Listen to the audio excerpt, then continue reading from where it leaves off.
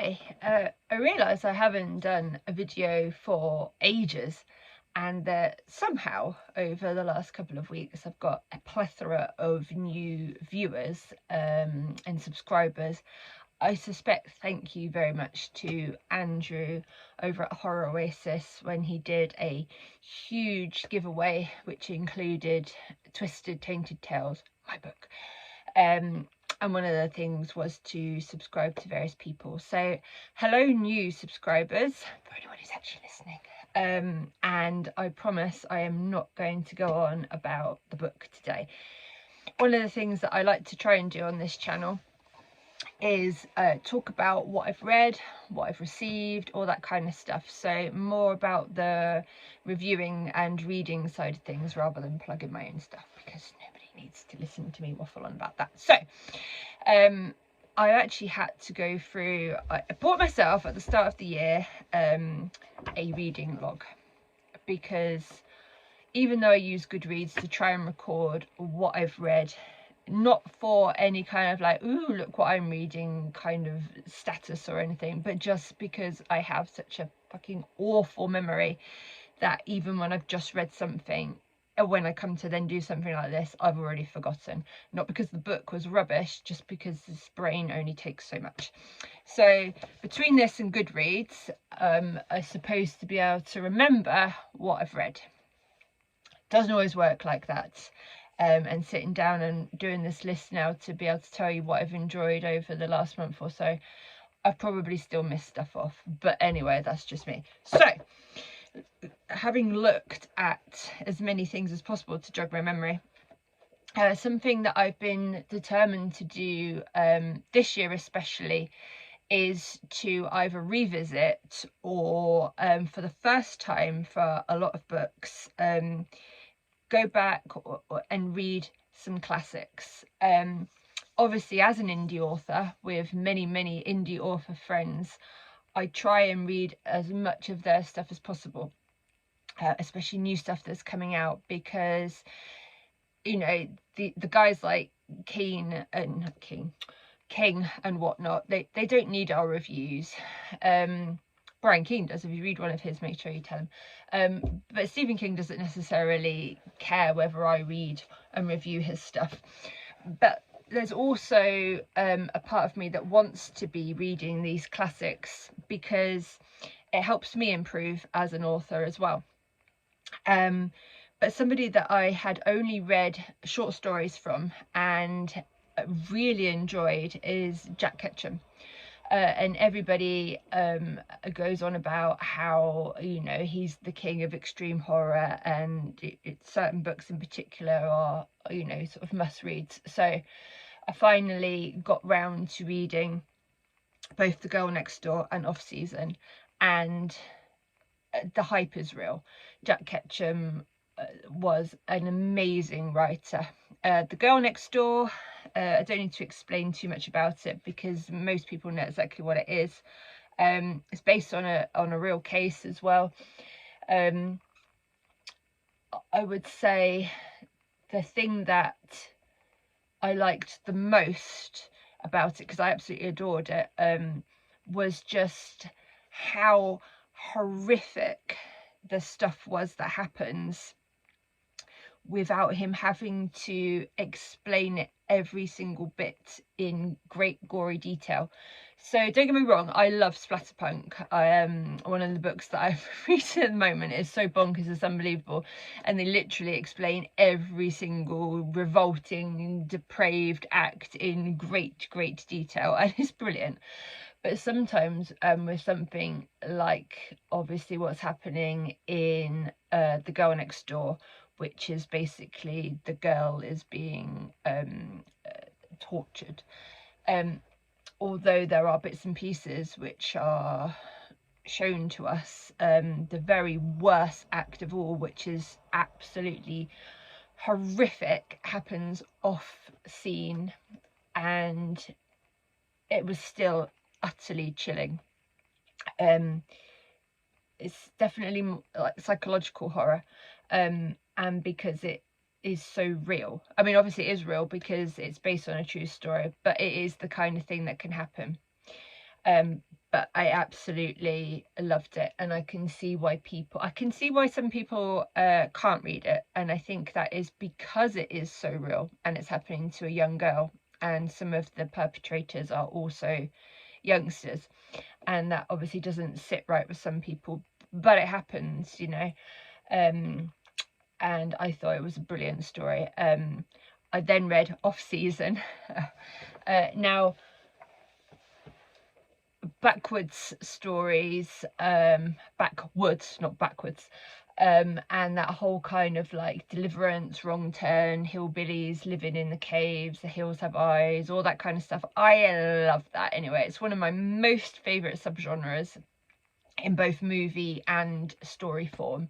And I'd heard that it was, I've got the uncut version as well. I hate to think that parts of that were cut, because anyway, and I'd heard that it was loosely based off the Sawney Bean clan. Now, I have listened to the Sawney Bean, a legend, many times on various podcasts and read about them before, and find that utterly fascinating. So I was really looking forward to it, and again, it just 100% delivers. There are some more proper extreme bits in it because it's got cannibalism and all that kind of stuff, and yeah, I'm here for all that kind of thing anyway. So again, there are people that don't like that side of it so much, and because they're like those kind of almost like animalistic people that live in the caves and whatnot, there are some like rape and torture scenes around the, which is the kind of stuff that you get in those films anyway. And it didn't put me off. That kind of thing's absolutely fine with me because it's fiction, it's a story. But I absolutely love that. I've got Offspring, and I shall be reading that soon. And I did watch The Woman, which has just come on to Shudder in the UK, and hopefully I can't find a paperback or even a Kindle version of that at the moment. I don't know whether there's some issues with some of the rights to some of Ketcham's work or what, but even Offspring, I couldn't find it on Amazon. I had to go through eBay, and somebody had a brand new copy which I bought from them then, but so I don't know, but I'm going to be looking out for that. And apparently there's another film, Darling, which carries on from that, so I shall be trying to locate that at some point as well. Okay, so I read those just for me. They won't go for review anywhere. Two books that I've read for Horror DNA. One was Paradise Club by the amazing Tim Meyer, put out by Grindhouse Press. Absolutely loved that. You can read my review, my 5-star review of that over on Horror DNA. And then I also read Chasing the Bogeyman by Richard Chizmar. Again, 5-star all the way. That's a little different in the way that it's set out, like a crime mystery, and I was all for it. I thought it was absolutely brilliant. I think a lot of people know that I like my extreme and my splatterpunk, but it's not the only subgenre that I read. I do read almost anything within horror, and sometimes it's nice, especially when you've just been reading something as hardcore as Ketcham, it's nice to come into something like Chasing the Bogeyman and have almost like a palate cleanser. Hair in my mouth. What else have I been reading? I read Severed by my very good friend Joshua Marsella, which is the prequel to Scratchers, which has just had its 1-year book birthday. Yay! Again, I have read several things from Joshua. I have read, obviously, Scratchers, and I have read several of his short stories. He sent me different things to beta read and whatnot. He's a phenomenal writer, and Scratchers was brilliant. Absolutely loved it. I have been beta reading, and I can't say what that was, apart from it's somebody that I really, really like, and it was another standout book. That's all I can say for that. I do, sometimes I think to myself, it's like when you wear your Fitbit, also when you forget to wear your Fitbit, and then you go for a walk and you think, shit, I can't, you know, I haven't got those steps now. When you beta read something and you're not allowed to talk about it, it's like you can't put it on Goodreads, you can't say you've read it. And it's again, not for your own kind of like kudos or anything, but because it's so good and you want to shout about it, you want to be able to say, oh, I've just read such and such and you should too. But when you're kind of like told to stum, it's hard. And I do quite a bit of beta reading at the moment. People kind of put their trust in me to have second eyes on something, but you just can't say. You've got to wait until it then comes out, and then you say, yay, I love this. Anyway, I have also read and that's the thing, when you do reviewing as well, you're always thinking when somebody sends you something, could I be reading this and for a specific platform that I review for? And I was sent this, which is a debut novella, which is The Creek by Rayne King. And I already read this with Justin Lewis. And I think that I would like to submit my review to Screen Magazine. So I won't say too much about it, other than I enjoyed it, and you should definitely check it out and keep an eye on Rayne, because I think that he has got a really interesting voice, and I think that I definitely want to see and read more from him. So I know Ross Jeffries did the cover and the formatting and stuff for this, and it just looks awesome, and it had a really nice feel to the story. So watch out for my review, hopefully going to Screen Magazine for that one. I've just read, literally finished yesterday, day before, I can't remember, maybe yesterday, The Woods Are Dark by Richard Laymon. Now it's again, this is somebody that I've been wanting to read for ages, and then when I finally got back into reading properly and wanting to explore the genre, I was like focusing on all my fellow indies and people that had sent me stuff and whatnot, but I kept hearing and knowing that I should be reading people like him as well. Now from what I've seen, Laymon, and I believe it's because of the portrayal of some of his women characters and their sexual content and whatnot, it's not everybody's cup of tea. The Woods Are Dark had already piqued my interest because Glenn had said that it was a part of the inspiration for his book Chasing Ghosts, which I absolutely love. And again, it's that backwards hillbilly wrong turn kind of situation story, which I've already said I utterly adore. So I'd wanted to read some Laymon and make my own opinions on his work. I definitely wanted to read this if it was the inspiration behind something of Glenn's, which I really enjoyed, and I really liked it. I didn't feel there was anything in it that offended me, but I'm not easily offended by stuff anyway. I know a lot of people DNF his work, and that's absolutely fine. I'm not here to say that I'm better than anybody because I read it and wasn't offended, but then I just read that kind of stuff and I'm not bothered by it. So I really enjoyed that, and I've got some more of his stuff which I am looking forward to dipping into. I like to see how, because I've a few of my stories have got quite strong sexual content in, and I find it quite interesting to read how some of the more experienced writers put that kind of stuff into it as well. Perhaps that, you know, when I read other stuff there will be more graphic content, but there wasn't anything in this one that shocked me.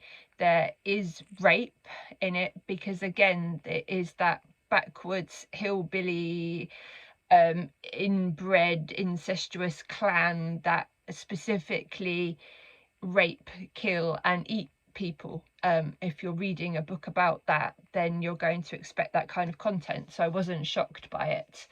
But there we are. That's just me and just my opinion. If other people don't like that and don't want to read that, that's up to them. That's what we do as readers. We have our opinions.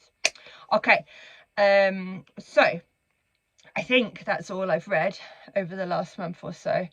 Obviously, when I was putting out the book, which came out on the 1st of May, my own reading kind of dipped a bit because I was just shattered. And I've just had my first COVID vaccine, and not been 100% a bit run down anyway, and so my reading has dipped a bit. Okay, so what am I reading right now? Something which I'm ashamed to say that I haven't read, because I bought it so long ago, and it's kind of come to the top of my TBR, and then it's dropped off because I've been censoring for review, and it's come to the top of my TBR, and then it's dropped off because I've been asked to beta read something, and just thought, screw it, I need to read this. And it is finally, I'm so sorry, Laurel, but finally I am reading Crossroads by the phenomenal bourbon and chocolate drinker, Laurel Hightower.